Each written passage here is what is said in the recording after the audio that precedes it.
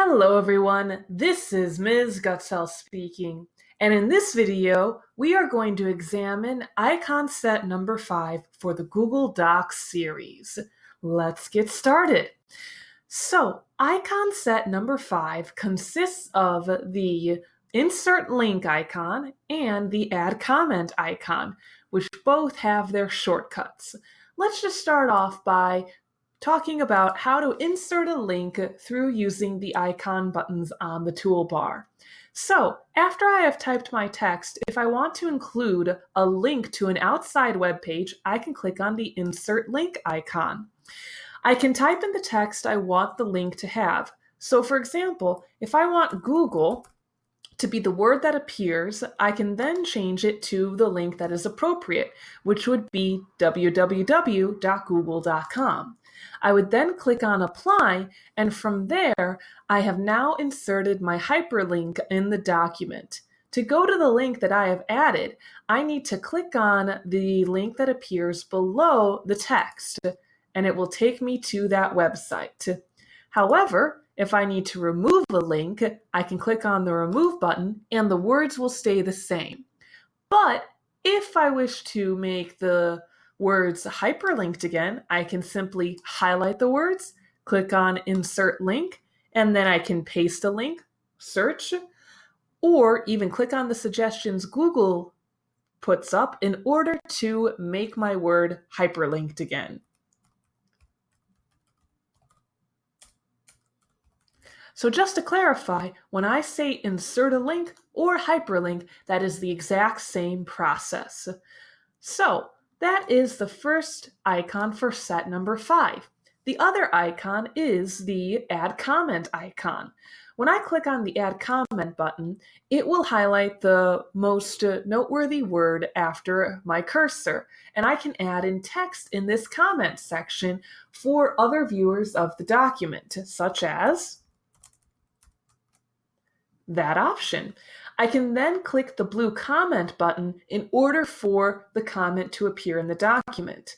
Commenting in the margins is very useful if one is collaborating on a document with other individuals. This way, suggestions can be made in the margins rather than by writing in the main area of the text so that the original text remains the same. With that being said, for a comment that appears, there is a timestamp and a date stamp as well. For the comment, there's also these options listed as resolve, which would hide the discussion, and these 3 gray dots on the comment area. I'm going to click on the 3 gray dots first. When I click on those dots, I can go in and edit my comment, and as a result, I could add in a question perhaps.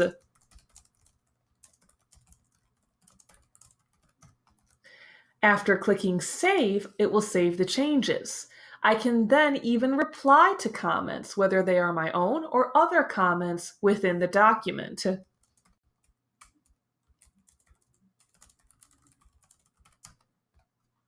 By clicking Reply, I now have a comment thread starting.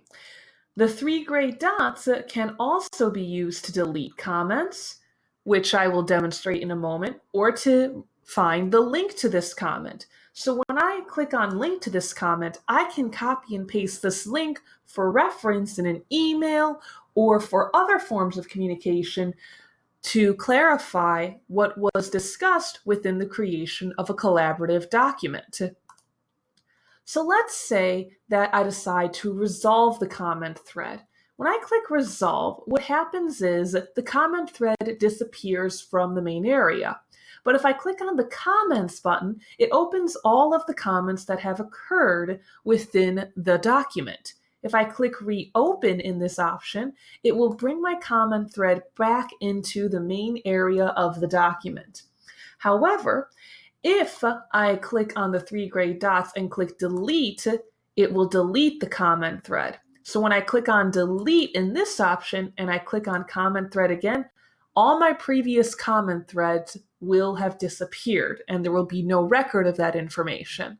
So if you need to keep a record of all the comments within a document, it's best to click on the resolve option. If you don't need a record, you can delete them. Thank you for listening and watching. I hope that this video helped you grow in your knowledge of technology.